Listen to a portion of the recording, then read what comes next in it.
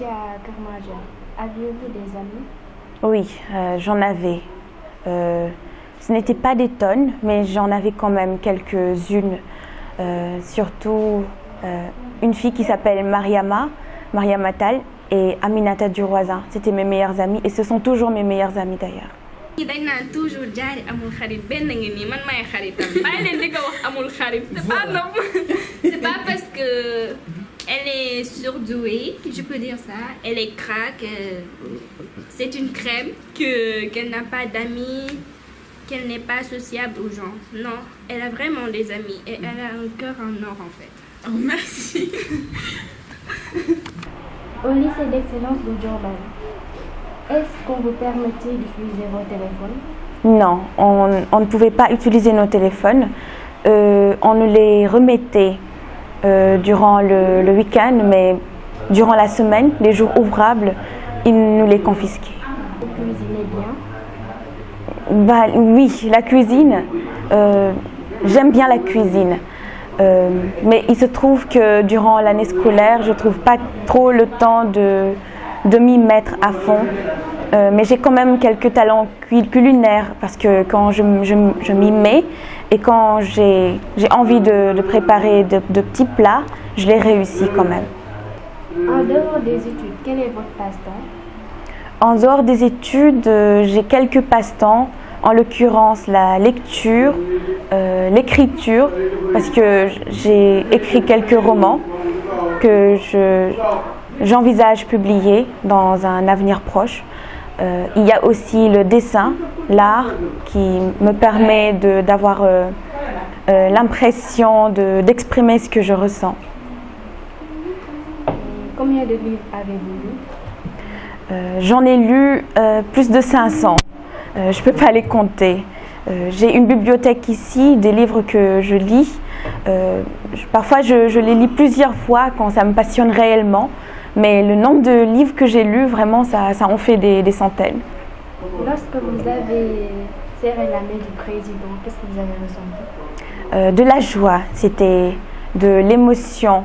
Je me sentais fière, je me sentais honorée de pouvoir faire face au président et de recevoir de lui une distinction, de recevoir le diplôme de ses propres mains. C'était vraiment exaltant et impressionnant.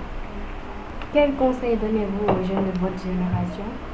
Aux jeunes de ma génération, je leur demande surtout de persévérer, de toujours être dans cette dynamique, de se donner à fond pour pouvoir atteindre leurs objectifs, si tant est qu'ils ont des objectifs, parce que il est vrai que la société d'aujourd'hui est une société qui nous demande plus, beaucoup plus qu'il y a quelques décennies, parce que nous sommes dans l'ère de la technologie, nous sommes un peu confrontés à ce défi qu'il faut relever. Donc je leur demande de se mettre dans cette dynamique et de toujours se battre pour pouvoir exceller. Vous allez à l'extérieur, Inch'Allah, pour étudier. Si vous avez fini, allez-vous rentrer dans votre pays? Bien évidemment. J'envisage étudier à l'extérieur, mais après cela, je compte revenir. Parce que je sais que le pays a besoin de nous. Nous, jeunes scientifiques, nous sommes destinés à devenir de futurs ingénieurs, à devenir des techniciens, des gens dont le Sénégal a besoin en ce moment, puisque nous sommes en phase de construction. Donc je ne compte pas rester là-bas, parce que mon talent peut servir dans ce pays. Que pensez-vous des émissions à la télé qui enseignent aux adolescents à jouer, à chanter, à danser? Eh bien, c'est regrettable. C'est vraiment une chose qui apporte plein de doutes sur notre capacité à former les jeunes, à leur faire entrevoir ce qui les attend dans l'avenir. C'est une formation que nous nécessitons. Et cette formation, elle doit commencer dans ce que nous regardons tous les jours, dans les émissions, dans les programmes qui passent à la télé. Et si nous apprenons aux jeunes à s'amuser plutôt qu'à travailler, qu'à bûcher, alors c'est vraiment une catastrophe pour le pays. Je serais vraiment heureuse si l'on pouvait trouver des émissions plus constructives qui soient vraiment, voilà, c'est ça, culturelles et qui puissent booster la jeunesse sénégalaise. Que pensez-vous du comportement de la jeunesse par rapport à leurs valeurs culturelles, morales, sociales et religieuses aussi? Eh bien, c'est un domaine très vaste, très vaste. La perception que la jeunesse a de ces valeurs, les valeurs qui constituent cette essence du peuple sénégalais, ce qui fait que nous sommes vraiment la crème de la société africaine en général. Nous avons des valeurs et ces valeurs constituent notre identité. Les jeunes ont tendance à les perdre ces derniers temps.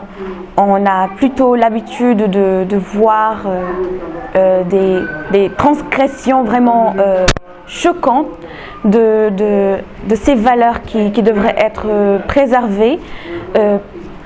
Donc si la jeunesse d'aujourd'hui ne comprend pas l'intérêt de ces valeurs qui constituent notre identité, ce serait un dommage pour le futur. Ça aura un impact sur notre avenir, notre destin.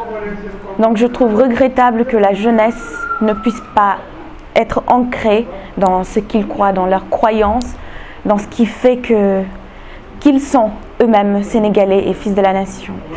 J'ai l'habitude de dire à mes cadets surtout, aux jeunes sénégalais qui sont dans les écoles, qui sont encore dans les lycées, de se battre. Parce que c'est ça qui leur permettra de s'affirmer. La société d'aujourd'hui est une société assez compétitive. Donc, si nous voulons nous affirmer, si nous voulons qu'on nous remarque et qu'on nous distingue parmi tant d'autres, si nous voulons être des personnalités dans le futur, il va falloir qu'on se batte dès à présent. Il va falloir qu'on gagne notre place. Et ça ne peut que se faire que dans la persévérance, dans l'abnégation, dans l'amour du travail et dans la concentration.